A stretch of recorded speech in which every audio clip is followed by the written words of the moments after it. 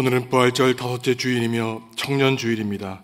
거룩하신 삼위일체 하나님께 영과 진리로 예배하겠습니다.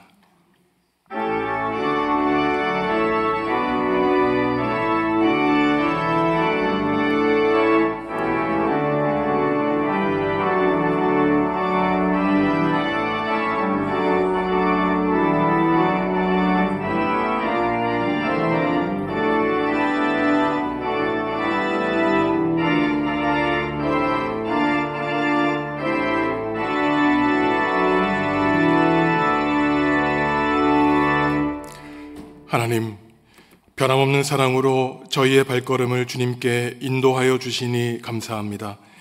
지난 한 주간을 지내면서 세상살이에 힘들고 지쳐있는 우리가 예배를 통하여 참 위로를 받게 하여 주옵소서.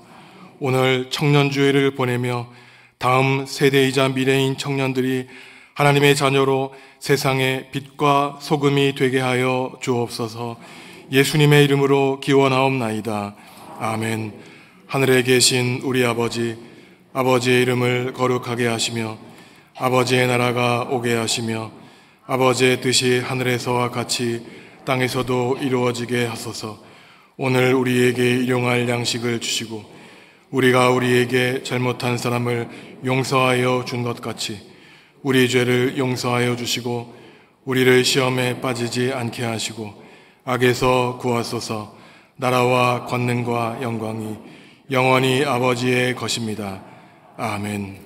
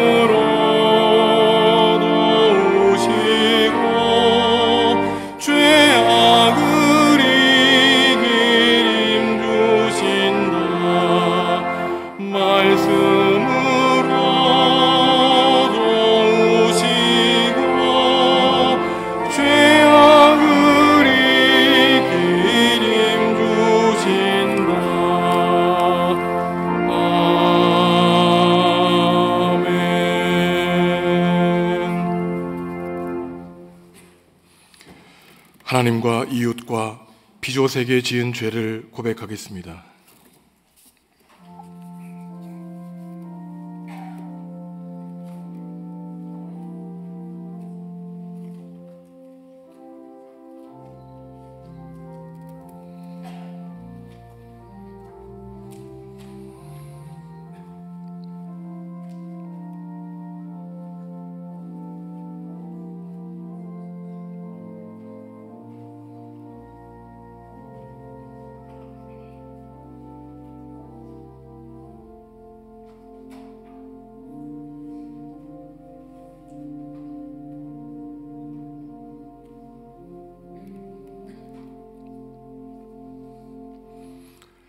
하나님이 우리에게 주시는 용서의 말씀입니다.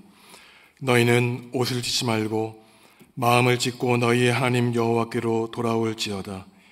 그는 은혜로우시며 자비로우시며 노하기를 더디하시며 인애가 크시사 뜻을 돌이켜 재앙을 내리지 아니하시리라. 아멘. 나는 전능하신 아버지 하나님 천지의 창조주를 믿습니다. 나는 그의 유일하신 아들 우리 주 예수 그리스도를 믿습니다. 그는 성령으로 잉태되어 동정녀 마리아에게서 나시고 본디오 빌라도에게 고난을 받아 십자가에 못 박혀 죽으시고 장사된 지 사흘 만에 죽은 자 가운데서 다시 살아나셨으며 하늘에 오르시어 전능하신 아버지 하나님 우편에 앉아 계시다가 거기로부터 살아있는 자와 죽은 자를 심판하러 오십니다. 나는 성령을 믿으며 거룩한 공교회와 성도의 교제와 죄를 용서받는 것과 몸의 부활과 영생을 믿습니다. 아멘. 너희 안에 이 마음을 품으라.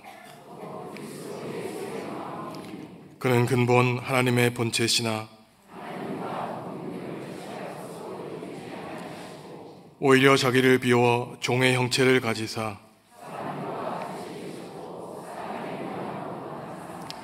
자기를 낮추시고 죽기까지 복종하셨으니 곧 십자가에 죽으심이라.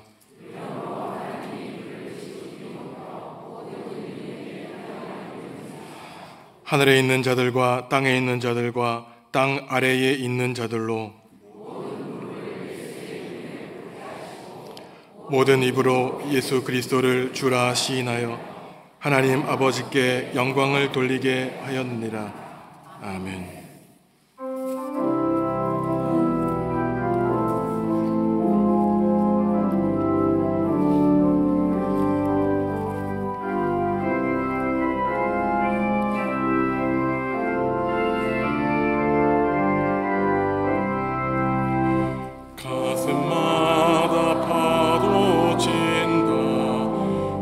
우리들의 젊은이 눈동자의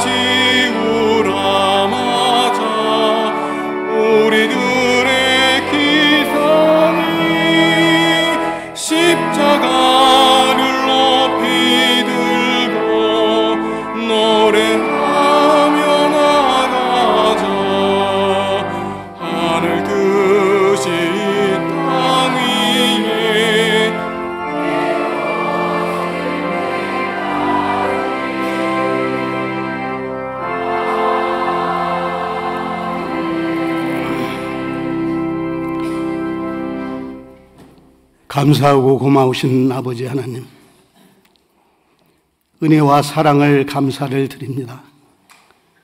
하고 많은 사람들 가운데 부족한 우리들을 하늘 백성 삼아주시고,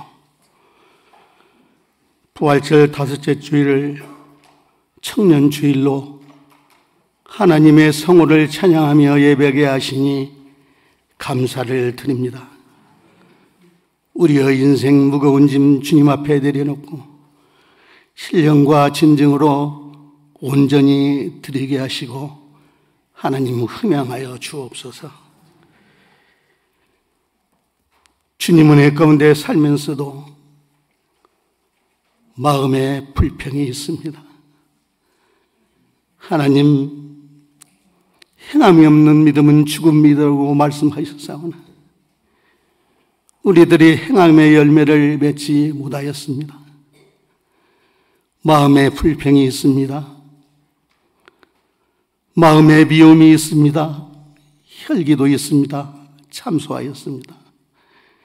이 시간 우리의 허물을 주님의 십자가 보혈로 깨끗하게 씻어 주옵소서.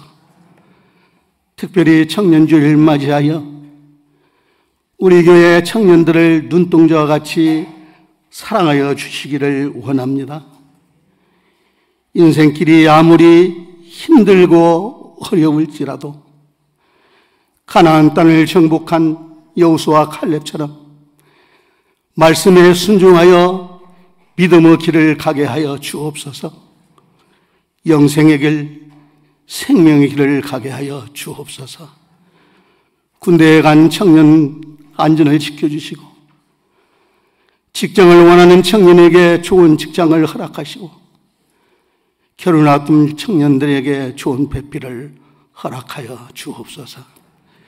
하나님, 우리 중앙교회를 눈동자와 같이 사랑하여 주시기를 원합니다. 성령으로 성도들이 하나 되어 우리가 밟는 땅 모두 주님의 땅이오니 우리 정읍중앙교회와 성도를 통하여 정읍지역이 하늘나라가 더욱 확장되게 하여 주옵소서. 하나님, 이 나라 이 백성을 긍휼히 여겨주시옵소서. 다시는 불행한 사태가 일어나지 않도록 도와주시고, 이제 대선을 앞두고 있사오니 거짓말하지 않고 정직한 자, 하나님 뜻에 합당한 자를 지도자로 세워 주옵소서. 이 시간 여러 가지 형편 외에 참석하지 못한 사랑하는 주의 백성들 있사오니 긍휼을 베풀어 주시고 동일한 은혜를 허락하여 주옵소서.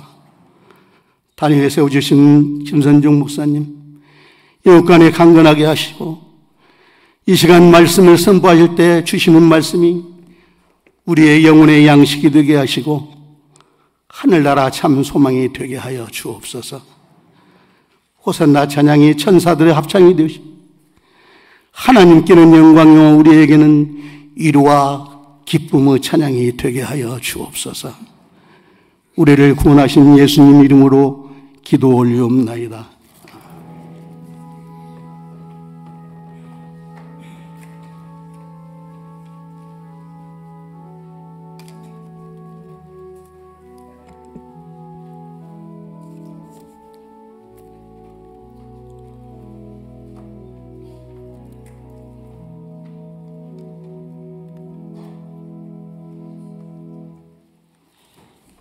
너희 안에 이 마음을 품으라. 곧 그리스도 예수의 마음이니 그는 근본 하나님의 본체시나 하나님과 동등됨을 취할 것으로 여기지 아니하시고 오히려 자기를 비워 종의 형체를 가지사 사람들과 같이 되셨고 사람의 모양으로 나타나사 자기를 낮추시고 죽기까지 복종하셨으니 곧 십자가에 죽으심이라.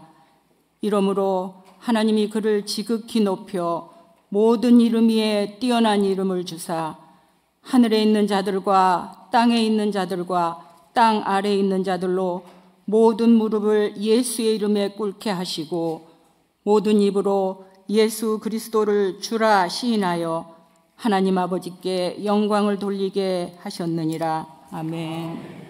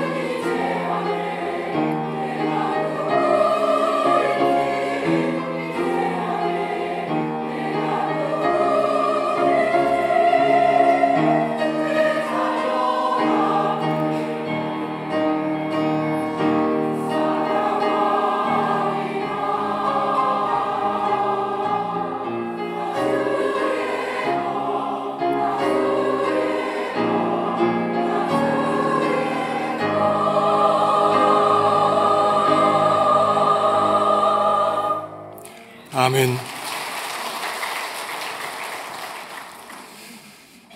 우리의 마음이 어떻게 생겼을까요?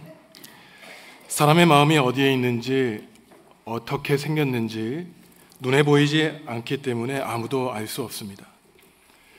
물론 굳이 뇌과학자의 말을 인용하지 않더라도 사람의 감정이 뇌에서 발생하지만 많은 사람들은 상징적으로 우리의 마음이 심장에 있다고 생각했고, 성경을 보면 고대 이스라엘 사람들은 사람의 감정이 일어나는 곳은 신체의 내장기관에 있다고 생각하기도 했습니다. 마음의 크기가 얼마나 되는지, 또 어떻게 생겼는지도 모르지만 우리가 가지고 있는 마음 상태에 따라 기쁘기도 하고 슬프기도 하고 평안하기도 하다가 불안하기도 하죠. 몸이 아무리 건강해도 마음이 약해지면 몸도 약해지는 것 같지만, 몸이 불편하지만 강한 마음을 가지고 있는 사람은 우리 신체에 가해지는 모든 아픔도 참고 견딜 수 있습니다.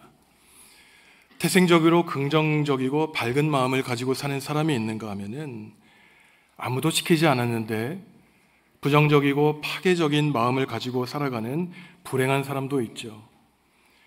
마음을 한 가지로 집중하지 못하고 여러 갈래로 갈라지게 되면은 우리가 효율적으로 우리에게 맡겨진 일을 감당하기가 쉽지 않습니다.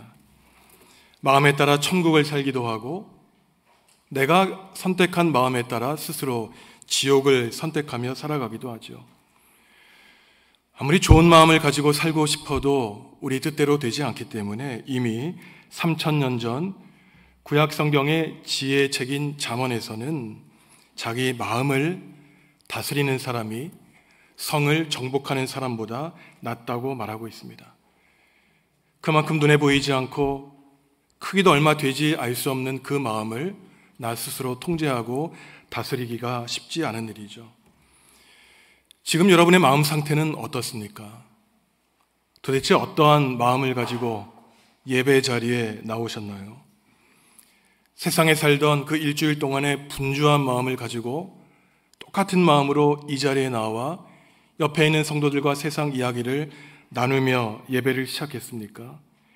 그래서 하나님이 받지 않는 무용한 예배를 드리고 있지는 않습니까? 하나님이 아니라 반가운 얼굴을 만나기 위해 나오지는 않으셨는지요? 하나님을 예배하는 사람이라면 세상에서 지치고 피곤한 마음, 세상살이 하다가 찢겨진 마음, 그 더러워진 마음에 내려주시고자 하는 하나님의 말씀을 온전히 받기 위해 우리의 마음을 하나님께로 향해야만 됩니다. 겸손한 마음으로 고개 숙여 기도해야 되죠. 여러분, 짧게 5분 동안이라도 침묵하며 눈을 한번 감아 보시기 바랍니다. 우리 마음속에서 여러 상념이 일어납니다. 내 과거에 아팠던 과거의 기억, 내 마음속에서 일어나는 꿈과 욕망, 내 가족을 힘들게 하는 여러 문제들이 일어나게 되죠. 좋은 생각이 일어나기도 하고 내가 겪은 상처와 아픔 같은 부정적인 생각이 내 마음을 무겁게 짓누르기도 합니다. 짧은 시간 동안 침묵을 하고 잠시 고요히 있으면은 내가 그동안 내 의식을 가지고 억눌렀던 무의식이 내 수면 위로 드러나게 되는 것입니다. 많은 사람들은 사람의 의식이 무의식을 지배하고 살아간다고 생각하지만 많은 경우 우리의 무의식이 우리의 생각과 행동을 결정하기도 합니다. 때로는 충동적으로 우리의 삶을 이끌어 나가서 그러한 무의식이 생각과 행동을 좌지우지하기도 하는 것이죠. 그래서 무의식의 충동을 의식이 통제하지 못하는 경우가 있습니다. 내가 어떠한 존재인가, 오늘 호산나 찬양대원들이 찬양했던 것처럼 나 스스로에게 질문할 때 내가 의식적으로 나를 판단하는 내가 과연 나일까 라고 생각할 수도 있지만 그동안 내 수면 아래로 잠잠히 숨겨져 있던 그 무의식이 바로 나 자신이라는 것을 알 수 있습니다. 때로는 슬픔과 걱정, 두려움, 나의 이 마음을 괴롭게 하는 나의 이 무의식의 근본적인 두려움을 다스리기 위해서 그리스도인이 해야 될 일이 있는데 그것이 바로 경건 훈련으로서의 예배와 기도인 것이에요. 예배와 기도는 이러한 충동적인 무의식을 간파하고 다스려서 우리를 세상에 속한 더러운 사람이 아니라 하나님께 속한 거룩한 사람으로 나 자신을 변화시키는 놀라운 기능을 하기도 합니다.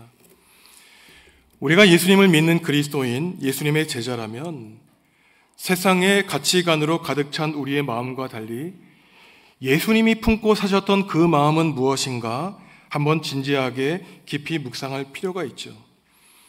예수님이 품었던 그 마음을 우리도 품고 살아야만 우리 신앙생활의 목표인 바로 예수 그리스도를 닮아가는 사람이 될 수 있는 것입니다. 아무리 교회에 자주 나와서 하나님을 예배하고 경배한다고 할지라도 예배당 밖에서 있었던 세상의 가치관을 가지고 그대로 예배한다면 아무리 그 사람의 믿음의 시간이 길어진다고 할지라도 그 사람의 인생의 최종 종착점은 예수 그리스도를 닮아간 것이 아니라 오히려 철저히 세상에 속한 사람으로 세상을 대변하는 사람으로 삶을 마칠 수 있는 것이죠. 우리가 오늘 함께 읽을 빌립보서 2장 5절에서 11절은 조금 어려운 신학 전문 용어로 케노시스, 기독론이라고 불리는 본문입니다. 예수님이 자기 자신을 비하하고 낮추셨다는 내용을 담고 있는 예수 그리스도를 찬미하는 찬미시예요. 예수님은 본래 하나님과 동등한 분이셨지만 그분과 동등됨을 여길 것을 취하지 아니하시고 스스로를 낮추고 스스로를 비워 종의 형체를 가질 뿐만 아니라 스스로 우리 사랑과 같이 되셨고 하나님 아버지께 복종하시되 십자가를 지시고 돌아가실 정도로 자기 자신을 낮추셨다는 것이 바로 오늘 바울이 찬미한 예수 비하 기독론인 것입니다. 여기에서 예수님이 하나님과 동등됨을 취할 것으로 여기지 아니하셨다고 할 때 취하다라고 하는 단어는 빼앗고 강탈한다는 뜻을 가지고 있어요. 하나님의 자리를 차지하기를 바라지 않으셨다는 것입니다. 바벨탑을 쌓는 사람들은 하나님의 자리를 차지하려고 노력했던 사람들인 것이었죠.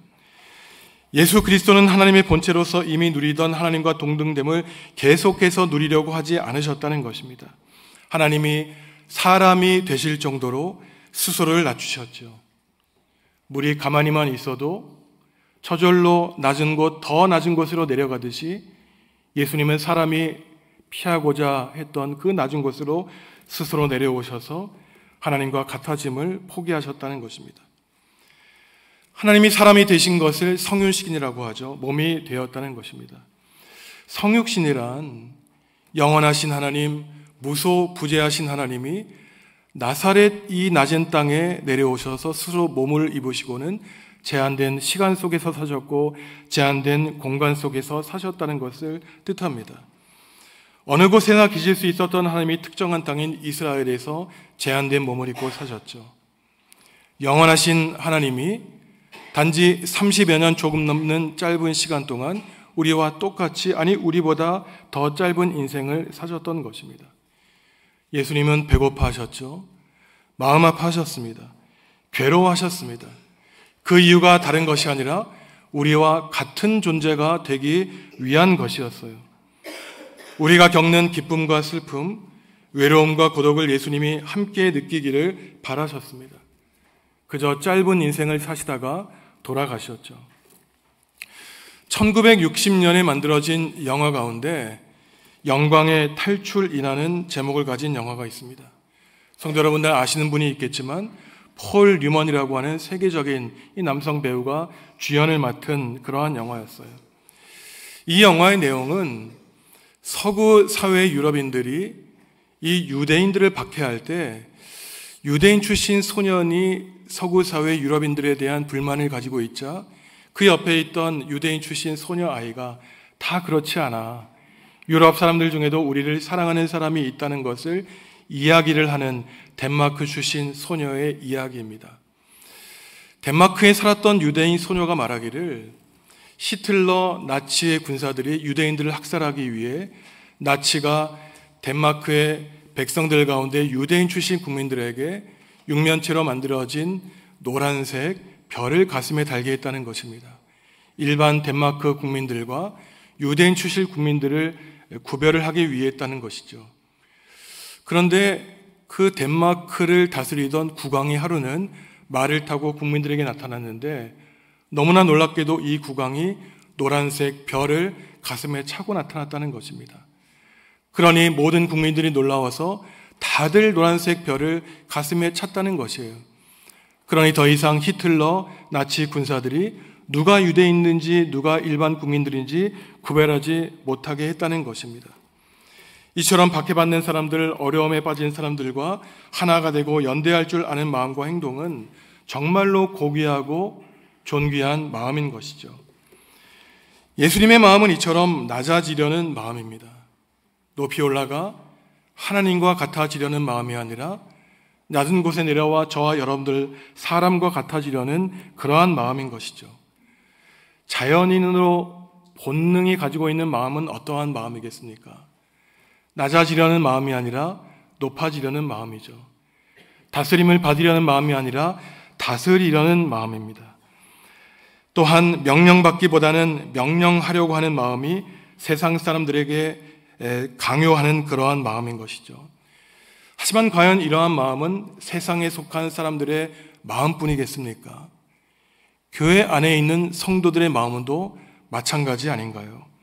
더 인정받으려 하고 하나님이 우리에게 맡겨주신 직분을 섬기기 위한 직분이 아니라 다른 사람들에게 존경받고 인정받으며 교회를 다스리려고 하는 그러한 마음, 이러한 사람들은 그 섬김의 직분을 오히려 계급으로 착각하여서 섬기며 베풀기보다는 섬김을 받고 베품을 받으려고 하는 잘못된 신앙의 대접을 받기 말하는 세상 사람들보다 더한 그러한 사람들이 교회 안에도 있는 것이죠. 왜 성도들에게 이러한 현상이 일어날까요?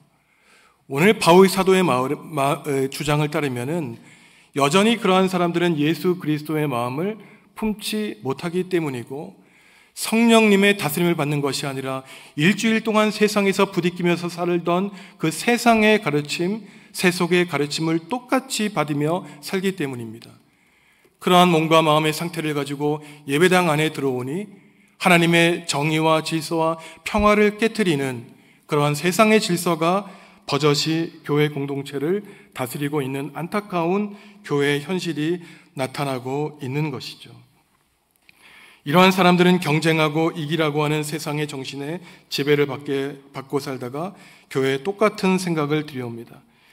그러한 타락한 기독교인들은 교묘하게 예수 그리스도의 복음을 세상의 그러한 탐욕의 정신과 결합시켜서 마치 기복신앙, 복을 받기 위해 하나님을 이용하는 그러한 거짓 예언자들의 거짓된 종교로 복을 만족시키기 위한, 탐욕을 만족시키기 위한 거짓 선으로 복음을 전락시키고 있는 것이죠.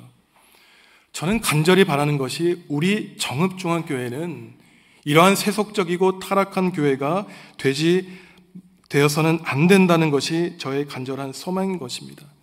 믿음의 본질인 하나님을 올곧이 섬기고 또한 성도들, 이웃을, 세상을 사랑하는 것을 복음의 진리로 간직하며 살아야 되는 것이죠. 높아지려고 하는 마음, 세상에서 성공하여 다른 사람 앞에서 떵떵거리며 살고 싶어하는 사람들이 만드는 사회가 있는데 그 사회는 바로 성과주의 사회입니다. 성과주의 사회에서는 1등만 인정을 받죠. 나머지는 다 통제를 받고 지배를 받는 것을 당연하게 여기는 그러한 사회입니다. 많은 성과를 내는 능력 있는 사람만 존중을 받죠. 때로는 무능력한 사람은 게으르다고, 능력이 없다고 멸시를 받는 것을 당연하게 여기는 사회가 철저한 아주 통속적인 자본주의 사회, 성과주의 사회인 것입니다. 이러한 성공주의적인 사람들, 성과주의 사회를 살아가는 사람들에게 쉼과 안식과 예배와 말씀 묵상과 기도는 배부른 사치에 불과하지요. 그러니 이 사람들은 주일에도 쉬지 못하고 일을 합니다. 뒤처질 것을 걱정하고 남들보다 한 발 앞서서 나가야 되는 강박증에 빠져 살기 때문이죠. 하지만 여러분, 이러한 성과주의 사회에서 성공하는 사람들의 마지막 귀착점은 어떻게 될까요? 성과를 향한 압박감에서 탈진과 번아웃 현상과 더 나아가 우울증으로 아픔을 겪게 됩니다. 늘 다른 사람들과의 경쟁을 신경 쓰고 살아가니 그러한 경쟁 사회에서 지치고 피곤한 내 마음을 쓰다듬고 내 마음을 어루만질 그러한 돌볼 틈도 없기 때문인 것이죠. 그렇다면 과연 이러한 성과주의 사회에서 성공한다고 해서 그 사람이 만족감을 누리고 살아갈까요? 결코 그렇지 않습니다. 성공한 사람이 만족할 줄 아는 것이 아니라 그 성공한 자리를 차지하고 유지하기 위해서 늘 신경 쓰고 피곤하며 긴장하고 살아가야 되기 때문인 것이죠. 지금 우리나라 교육 현장과 이 땅의 정치 현실을 한번 살펴보시기 바랍니다. 최고의 자리에 오른 사람들은 우리나라에서 최고의 대학을 나온 사람들이에요. 늘 1등했던 사람들입니다. 그 자리를 빼앗기지 않은 사람들이에요. 그러니 자기 아래에 있던 사람들을 무시하고 짓밟으며 그 권좌를 빼앗기지 않기 위해 늘 폭압적으로 세상을 다스리니 그 긴장감 속에 그들의 결말은 결국은 그 높은 권력에서 쫓겨난 슬픈 현실, 우리가 눈앞에서 보이고 있는 이러한 현상이 바로 성과주의 사회의 아픈 현실인 것입니다. 저와 여러분은 다릅니까? 우리 자녀들의 모습은 다릅니까? 늘 이겨라, 공부해라, 성공해야 된다, 많은 것 이루어야 된다라고 하는 그러한 사탄의 속삭임 가운데 주일날 고요히 하나님의 말씀을 묵상하는 것도 사치라고 생각한 안타까운 현실, 쉬지 않고 돌렸던 그 기계가 고장나 파괴되듯이 우리의 인생도 천차하게 파괴되는 것이 성과주의 사회, 경쟁하는 사회에서 살아남은 사람들의 안타까운 자화상인 것입니다. 뒤처질 것을 염려하고 쉼없이 달려가니 결국은 우리의 몸과 마음 처절히 상할 뿐인 것이죠. 다른 사람이 나를 그렇게 만들지 않았습니다. 나를 불행하게 만든 요인이 내 밖에 있는 것이 아니라 보이지 않는 그 작은 내 마음속이 나를 성공하라고, 쉬지 말고 일하라고 말한 그 유혹 때문에 나 스스로 자초한 내 마음에 그 피곤한 결과가 나타나고 있는 것이죠. 이러한 사회 구조적인 문제는 성공한 사람이나 성공해서 낙오낸 사람이나 모두가 다 피곤한 인생을 살아간다는데 그 문제가 있습니다. 그러면 이러한 성과주의 사회에서 우리가 참된 성공하는 인생을 살기 위해서는 어떠한 마음을 품고 살아야 될까요? 바로 예수 그리스도의 마음을 품고 살아야 됩니다. 낮아지려는 마음을 품고 살아야 되는 것입니다. 예수님도 피고하셨어요. 예수님도 예수님 앞에 놓여있는 십자가를 두려워하셨습니다. 하지만 바로 그때마다 예수님이 했던 고질적인 일이 있었는데 그것은 바로 홀로 한적한 곳에 나아가 하나님께 기도한 일이었어요. 때로는 나 홀로 내 마음을 하나님께 아뢰는 것입니다. 내 마음이 얼마나 갈기갈기 찢어졌는지, 내 마음이 얼마나 큰 상처를 받고 눈물을 흘리고 있는지 한적한 곳에 나아가 수술대 위에 하나님 앞에 내 마음을 맡기는 것이었습니다. 그때 하나님의 음성이 들리는 것이죠. 너는 내 사랑하는 아들이고 딸이며 내가 너에게 맡긴 일을 잘 감당할 수 있도록 성령 하나님의 능력을 기름 부어 주었다는 하나님의 음성을 들은 그 순간이 바로 홀로 한적한 곳에 나아가 하나님의 음성을 듣는 그러한 예수님의 마음이었습니다. 모든 사람이 상대방을 높이고 자신을 낮출 때 이 세상에 바로 하나님의 나라가 임하는 것이죠. 반대로 모든 사람이 왕 노릇하고 주인 노릇하라고 할 때 예수님의 제자는 하나님이 예수님께 순종을 바라셨던 것처럼 우리 또한 예수님의 순종하신 모습을 닮아 우리도 하나님의 말씀에 순종하며 살아갈 수 있는 것입니다. 순명이라고 하죠. 순종의 다른 말 순명입니다. 하나님의 명령을 따르는 것이에요. 순명과 순종이라는 의식이 있으면 아무리 우리를 힘들게 하는 사람이 있거나 우리의 상황이 좋지 않더라도 우리는 하나님의 명령을 수행하는 사람이라는 자의식이 있기 때문에 비록 쓰러지고 넘어질지라도 우리는 꿋꿋이 충성스럽게 성실 앞에 우리에게 맡겨진 일을 잘 감당할 수 있습니다. 우리가 지치고 피곤하고 넘어지는 이유는 우리의 몸이 약하고 우리의 마음이 약하기 때문이기도 하죠. 하지만 신앙적으로 근본적인 원인은 하나님을 우리의 마음속에서 지워버렸기 때문이에요. 내가 내 인생의 주인이 되어 내 감정이 넘치는 대로 내 마음이 바라는 대로 내 발걸음을 옮기니 결국은 우리의 신앙도 변덕스러울 수밖에 없는 것입니다. 우리도 순종하기 싫을 때가 있죠. 하지만 그것이 주님의 뜻이기 때문에 순종하고 따라야 되는 것입니다. 그렇다면 예수님의 순종은 어디까지였을까요? 사람이 되신 예수님은 비록 피하고 싶으셨지만 모든 사람이 마다하는 십자가를 지실 정도로 하나님의 뜻에 순종하셨습니다. 예수님이 하나님이셨기 때문에 자신을 조롱하고 비난하며 침뱉는 사람들을 단 한순간에 진멸하실 수도 있으셨죠. 하지만 그렇게 원수들을 진멸하는 것이 하나님의 뜻을 이루는 것이 아님을 아셨기에 예수님은 십자가를 지시고 자신의 목숨을 바쳐 하나님 아버지께 순종하며 구원의 뜻을 이루셨던 것입니다. 빌립보서 2장 7절과 8절 말씀 한 목소리로 다시 한번 읽겠습니다. 자기를 비워 종의 형체를 가지사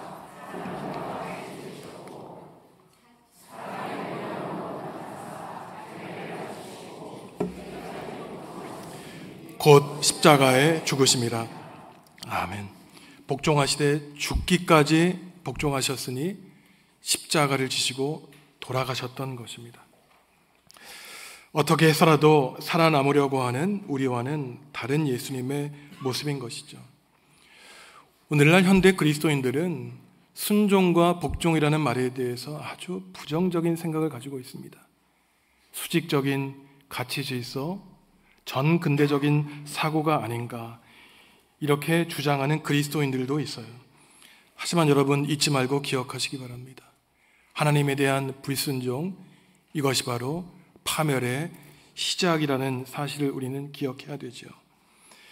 예수님이 스스로 낮추신 것은 낮아지신 것으로만 끝나지 않습니다.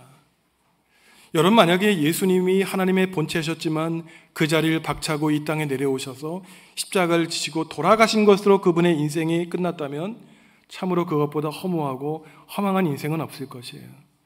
하나님이 바로 그처럼 스스로를 낮추시고 십자가를 지신 그 예수님을 높여주셨던 것입니다. 이것이 신앙의 질서인 것이죠. 고개 숙이고 자기 자신을 낮추는 사람을 하나님이 높여주시고 스스로를 높이는 사람을 하나님은 낮추시는 것입니다. 하나님이 예수님을 높여주신 이유는 바로 아버지의 뜻에 순종하여 자기 자신을 비우고 낮추셨기 때문에 하나님이 그를 높이시고 모든 만유의 무릎을 그에게 꿇게 하시고 하나님의 아들 예수님에게 하나님의 이름을 주셨던 비결이 바로 여기에 나옵니다. 오늘 본문을 보면 하나님이 예수님에게 뛰어난 이름을 주셨는데 바로 그 예수님의 이름이 큐리오스예요. 주님이란 뜻입니다. 바로 이 큐리오스라고 하는 그리스어는 히브리어로 야훼 곧 여호와 하나님을 가리키는 것이에요. 여러분, 예수님이 하나님의 자리를 버리고 이 땅에 내려와 비참하게 십자가를 지고 돌아가셨지만 아버지이신 하나님이 예수님에게 새로운 이름을 주셨는데 자신의 이름인 여호와라는 이름을 아들 예수님에게 주셨다는 것입니다. 우리도 마찬가지이죠.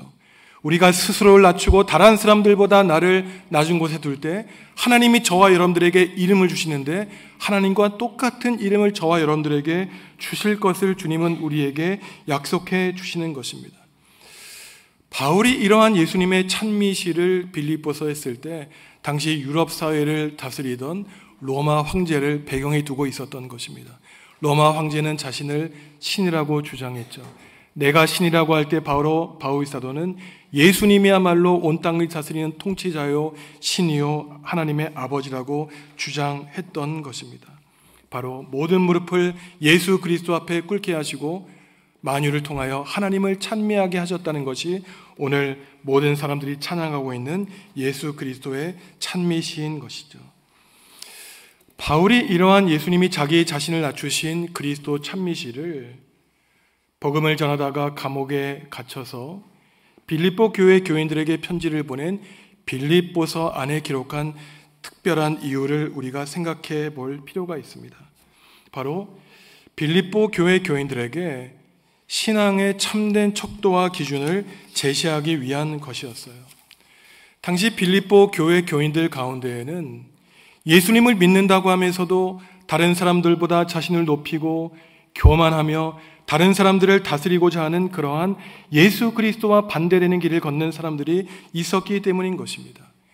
바로 바울 사도가 그러한 교만한 교우들에게 말하기를 너희가 예수 그리스도를 배우지 않았고 나도 그렇게 가르치지 않았는데 왜 예수님이 걸어가신 길과 반대되는 길을 가고 있는가? 바울은 한탄하는 마음으로 자기 비하에 예수 그리스도의 찬미시를 부르고 있는 것이에요. 마치 교회가 자기 것인 양 주인 행세하는 그리스도인들은 바른 신앙의 모습을 갖추지 못했다는 것을 바울은 안타깝게 말하고 있는 것입니다. 그들은 명목상의 그리스도인들인지는 모르지만 참된 그리스도인이 될 수 없다는 것이죠. 주님을 믿고 따르는 사람들은 주님이 종의 모습으로 이 땅에 오셨다면 우리가 비록 그렇게 살지는 못할지언정 겉으로라도 종의 형태를 띠며 겸손하게 예수 그리스도의 십자가의 길을 따르려고 노력해야 된다는 것입니다. 주인이 종의 모습을 취하셨는데 내가 주인 노릇할 수 없는 것이죠. 오늘 빌립보서에서 예수 그리스도를 찬미하는 노래를 썼던 이 바울 사도는 단지 말로만 입으로만 주님을 찬양했던 것이 아니라 다음 장 3장을 보면은 자신도 자신을 비우신 예수님처럼 예수님을 닮기 위해 노력했다고 말하고 있습니다. 유명한 구절 우리가 잘 알고 있지 않습니까? 내가 가지고 있던 모든 부와 재물과 명예와 지식 다 배설물로 버렸다고 바울은 말하고 있어요. 예수 그리스도를 위해 살고 예수 그리스도를 위해 죽겠다고 바울 사도는 말하고 있습니다. 모든 것 쓰레기와 배설물로 버리니 놀라운 일이 발생했는데 바울이 말하기를 그리스도 예수 안에서 나 자신을 발견하게 되었다고 고백하고 있는 것입니다. 성도 여러분, 한번 생각해 보십시오. 우리가 최선을 다해 오늘 예배하고 우리의 삶을 마치는 날까지 예배했는데 그 마지막 날 예수 그리스도 안에서 샅샅이 찾아보니 내 자신이 발견되지 않는다면 그보다 불행한 인생을 살아간 사람은 없을 것입니다. 하지만 분명히 기억하십시오. 예수님처럼 낮아지려는 사람이 그리스도 안에서 나 자신을 발견할 수 있는 것이에요. 예수님은 낮아지려고 했는데 우리가 하늘 높이 올라가려고 하니 당연히 그 사람은 그리스도 안에서 자기 자신의 모습을 찾을 수 없는 것은 너무나 당연한 것이죠. 종으로 오신 그리스도가 십자가를 지심으로 세상을 구원하십니다. 그리스도인이란 하나님이 사람의 몸을 입고 세상에 오셔서 사람과 같이 되셔서 사람을 구원하시고 살 길을 열어주셨다는 사실을 믿고 그대로 살아가는 사람이 바로 그리스도인인 것이죠. 삶과 믿음의 본보기이신 그리스도를 따라 우리는 예수님이 살아가셨던 그 삶의 방식대로 살아가는 사람, 그리고 예수님이 품으셨던 그 마음을 우리도 품고 살아가는 사람이 바로 그리스도인인 것입니다. 그러니 하나님 나라와 교회를 위하여 헌신하고 봉사하는 것은 단지 우리가 가지고 있는 물질과 시간을 내서 나누는 행위가 아니라 종으로 이 땅에 오신 예수님, 섬기러 오신 예수님을 닮아 살아가는 삶의 형태인 것입니다. 예수 그리스도가 보여주셨던 그러한 겸손한 모습은 무조건적인 자기 경멸이나 경시가 아니라 그리스도의 모범을 따라가는 태도요, 그리스도적인 겸손인 것입니다. 예수님의 자기 비하와 자기를 비우고 낮추는 것은 실패하라고 하는 그러한 가르침이 아닌 것이에요. 참으로 이 땅에 와서 모든 사람이 피하고자 하는 섬김의 길을 가는 사람들을 하나님이 지도자로 삼아주시고 높여주신다는 하나님의 말씀을 우리는 마음속에 간직하고 살아야 되는 것입니다. 저는 이러한 하나님의 말씀을 묵상할 때마다 저 자신에게 되뇌이는 질문이 있어요. 정말 그럴까? 우리가 세상의 길을 포기하고 하나님이 바라시는 길을 선택할 때 정말로 하나님이 나를 높여주실까? 저 자신에게 질문합니다. 문제는 내가 정말로 예수 그리스도의 그 길을 따라갈 용기가 있는가 없는가, 그것을 선택할 자신이 있는가 없는가이지, 우리가 단 한 번도 예수 그리스도의 낮아지는 길을 선택해 본 적도 없으니 높아지는 경험도 하지 못하는 것은 아닌가? 우리가 용감하게 예수 그리스도의 길을 선택할 수 있지는 않은가? 나 자신의 운명을 하나님께 내어 맡기기로 우리는 하나님 앞에 우리 자신의 인생을 내어 맡겨야 되는 것입니다. 이것은 쉬운 내 마음의 결정으로 이루어지는 것이 아니에요. 바울이 디모데전서 4장에 말하고 있듯이 우리 몸을 위한 육체의 연습은 잠시 동안 유익하지만 우리 영혼을 위한 경건의 훈련은 영원히 지금이나 내세나 우리에게 약속과 생명이 된다고 우리에게 말하고 있습니다. 성도 여러분, 경건 훈련이 대단한 것 같지만 그렇지 않습니다. 우리가 매주일 주님 앞에 나와 고요히 우리 자신의 마음을 살펴보는 것, 번잡하고 복잡하며 세상에 온갖 잡동사니로 들어와 있는 마음을 말씀으로 깨끗이 씻고 성령님이 내주하는 성전으로 만드는 것이 바로 경건 훈련인 것이에요. 예수님이 그러하신 것처럼 나 홀로 골방에 들어가 나의 아픈 마음을 하나님 앞에 내어 맡기며 예수 그리스도의 마음을 품으며 사는 것이 바로 경건 훈련인 것입니다. 바로 그러한 경건 훈련을 철저히 한 사람이 낮은 길을 선택하게 되고, 바울이 고백한 것처럼 아무리 내가 우겨쌈을 당해도 하나님의 말씀에 순종하고 복종하는 순명의 길을 따르기에 그 사람들은 높아지는 놀라운 체험을 하게 되는 것이죠. 그러하기 위해서는 바로 지금 이 시간 예배하는 단 한 시간만이라도 우리의 분주해진 마음을 하나님께로 향하여 온갖 우리의 마음을 하나님께로 내어 맡기고 수술대 위에 맡겨서 우리의 상처난 마음, 아픈 마음을 치료해 달라고 하나님께 간절히 기도하며 나아가야 되는 것입니다. 그러니 예배하는 이 시간,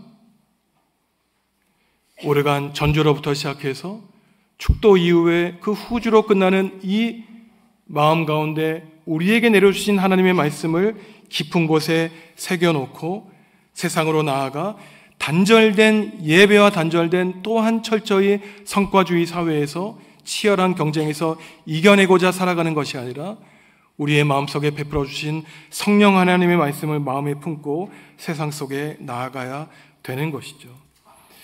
예배를 마치고 세상에 나아가 홀로 있는 시간, 여러분은 여러분의 마음을 잘 한번 살펴보시기 바랍니다. 그리고 또 한 가지, 여러분의 힘과 의지로는 도무지 이겨내기 힘든 나를 힘들게 하는 가장 큰 욕심과 욕망이 무엇인지 한번 살펴보시기 바랍니다. 믿음을 버리고 나의 욕망에 무릎을 꿇을 때 또한 우리의 그러한 비참한 모습을 보시는 예수님의 마음은 과연 어떠할까? 예수님의 마음을 한번 살펴보시기 바랍니다. 그리스도의 예수의 마음, 낮고 천한 인간과 하나 되시고 바로 그 인간 자신이 되셔서 섬김의 삶을 사신 마음을 헤아리고 그 주님의 마음을 품어 참된 그리스도인의 모습으로 우리는 세상을 살아가야 되는 것이죠. 자신을 비우시고 죽기까지 복종하신 그리스도 예수님의 마음을 품을 때 우리는 신앙인의 한 가지 유일한 목적인 하나님을 닮아갈 수 있는 것입니다. 예수님의 참된 제자로서 승리하며 살아갈 수 있는 것이죠. 우리에게 인생은 한 번밖에 주어져 있지 않습니다. 성도 여러분, 우리가 한번 같이 해보시면 어떻겠습니까? 우리에게 주어진 한 번의 인생, 하나님이 바라시는 인생, 하나님의 뜻과 계획이 이루어지는 인생, 예수 그리스도의 마음을 품은 사람들로 모인 거룩한 우리 정읍중앙교회를 우리가 함께 손을 맞잡고 일궈 나갈 때 우리 교회는 성령님이 역사하시는 교회, 하나님이 주인 되어주시는 교회, 연약한 사람들, 마음에 상처받고 쓰러진 사람들이 성령 하나님의 능력으로 다시 일으키심을 받고 모든 무릎을 꿇게 하는 권능 있는 사람들로 가득한 우리 정읍중앙교회로 거듭나게 될 것입니다. 우리가 함께 그리스도의 예수의 마음을 품고 나아갈 수 있기를 간절히 바랍니다. 하나님, 우리에게 그리스도 예수의 마음을 품게 하여 주시옵소서. 낮아지려는 마음, 욕망을 비우는 마음, 다른 사람을 섬기는 마음을 주셔서 결국 세상에서 높아지는 경험을 하게 하여 주시옵소서. 예수님의 이름으로 기도합니다. 아멘.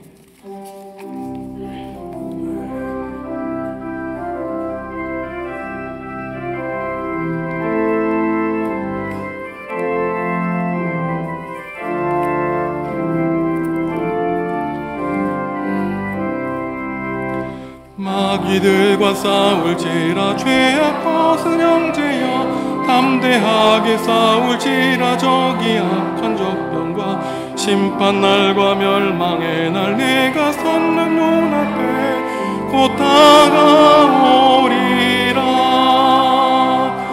영광 영광 할렐루야, 영광 영광 할렐루야, 영광 영광 할렐루야, 곧 승리하리라. 마귀들과 싸울지라 죄악 벗은 형제여, 고함치는 무리들은 흉한 마가 아닌가. 무섭고도 더러운 죄 모두 벌쳐버리고 주 예수 붙들라.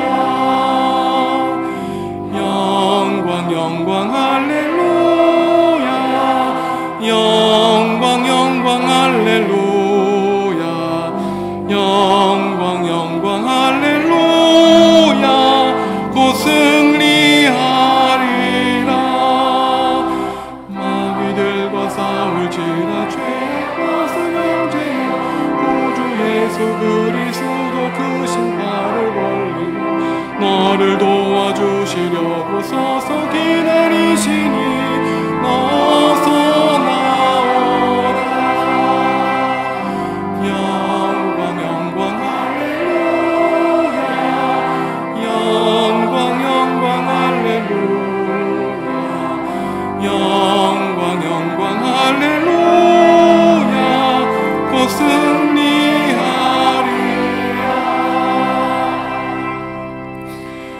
성도 여러분, 주님이 우리에게 물으십니다. 내가 나를 사랑하느냐?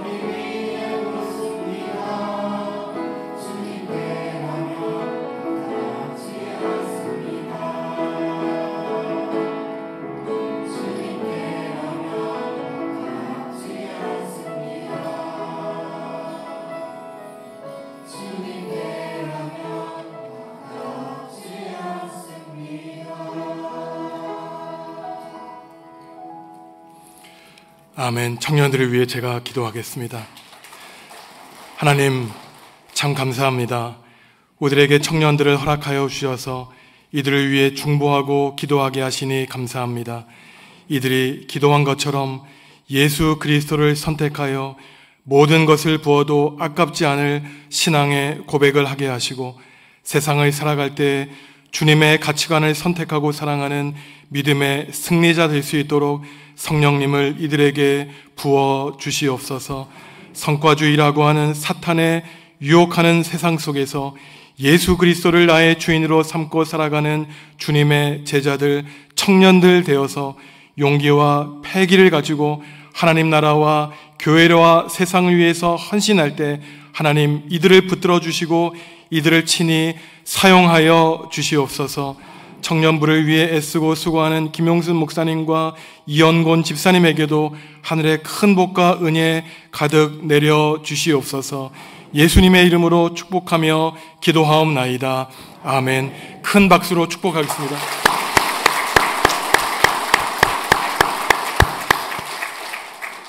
저녁 인사.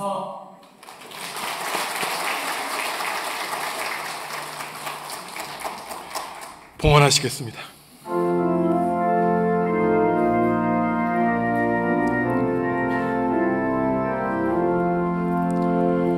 주께서 주신 은혜 한없이 크오니 우리가 받은 것을 감사히 바치세. 기쁨은 충만하고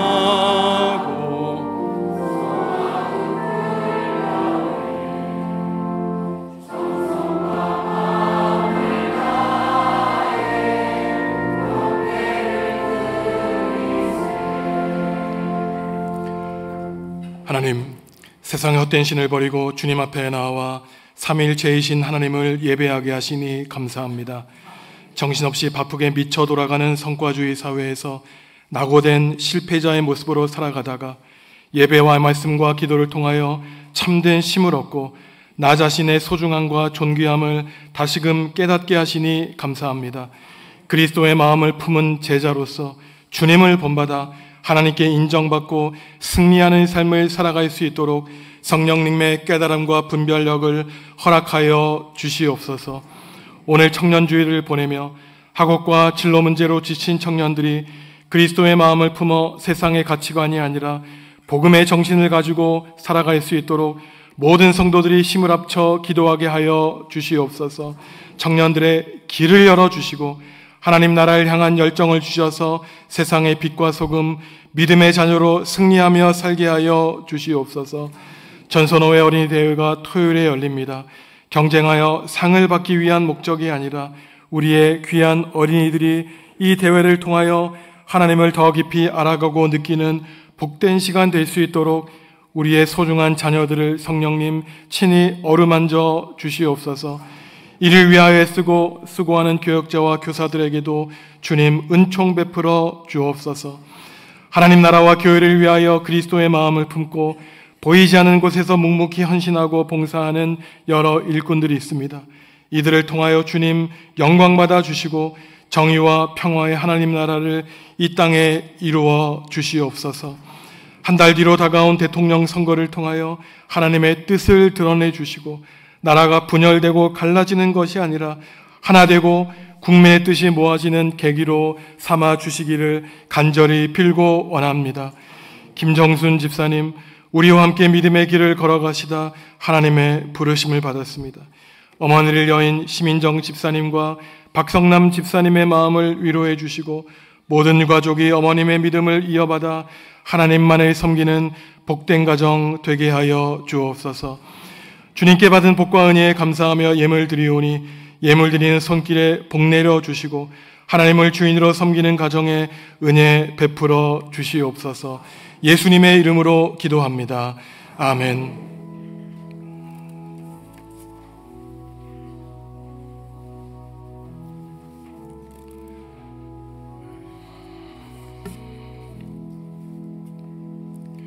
주님의 평화가 성도 여러분과 함께 하시기를 바랍니다.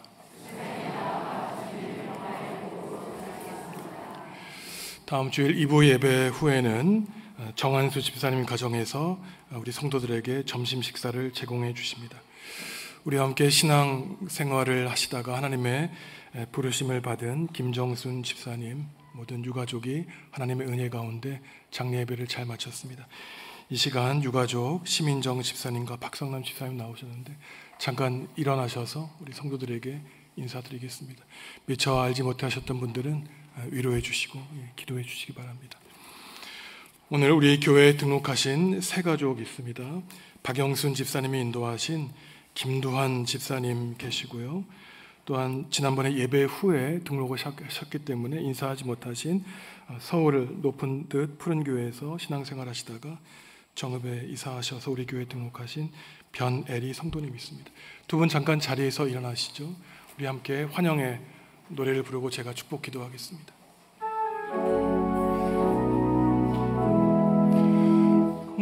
너는 시냇가에 심은 나무라 하나님의 사랑 안에 믿음 뿌리 내리고 주의 뜻대로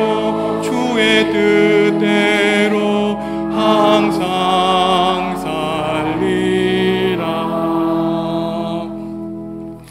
하나님 감사합니다. 하나님이 세워주신 우리 정읍중앙교회에서 박영순 집사님 인도하신 김두한 집사님과 또한 변혜리 성도님을 만나 함께 믿음의 길을 걷게 하신 주님의 한없는 사랑과 은총에 감사를 드립니다. 하나님, 이 세상 무엇보다 소중한 인생 이혼이 주님 지금까지 이들을 선한 길로 인도하여 주신 것처럼 이들의 남은 인생도 주님 두 손 붙들고 이끌어 주시고 특별히 이들의 마음 가운데 예수 그리스도의 마음을 품게 하셔서 세상에 헛된 신을 버리고 오직 주님만을 섬기는 복된 성도, 복된 가정 될 수 있도록 하늘의 큰 복과 은총 내려 주시옵소서. 이들을 인도한 박영순 집사님에게 복음의 뜻을 전하는 능력 주셔서 세상에 나아가 십자가의 도를 전하는 하나님의 귀한 일꾼으로 살아갈 수 있도록 성령님 능력 베풀어 주시옵소서. 감사드리며 예수 그리스도의 이름으로 기도하옵나이다. 아멘. 큰 박수로 환영하겠습니다. 감사합니다.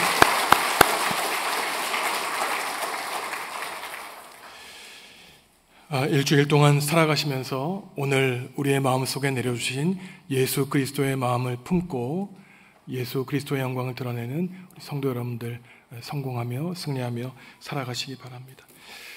다 함께 일어나서 주님께 찬양하시겠습니다.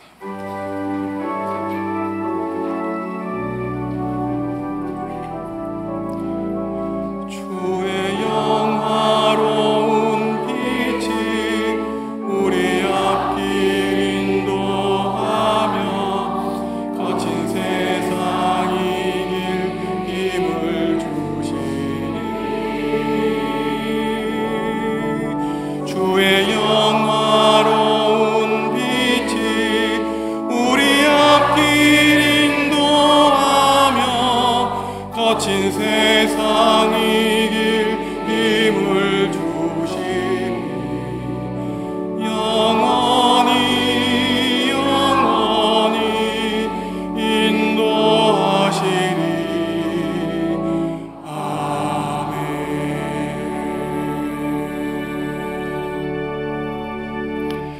성도 여러분, 그리스도 예수의 마음을 품으시기 바랍니다. 높아지려는 마음 버리고 낮아지려는 겸비한 마음, 겸손한 마음을 가지시기 바랍니다. 그런 사람을 하나님이 높여 주실 것입니다. 이제는 예수님의 은혜와 하나님의 사랑과 성령님의 사귐이 예수님의 제자로 주님의 거룩하신 마음 품고 겸손히 살고자 하는 성도들에게 지금부터 영원히 함께 하시기를 간절히 축원하옵나이다. 아멘.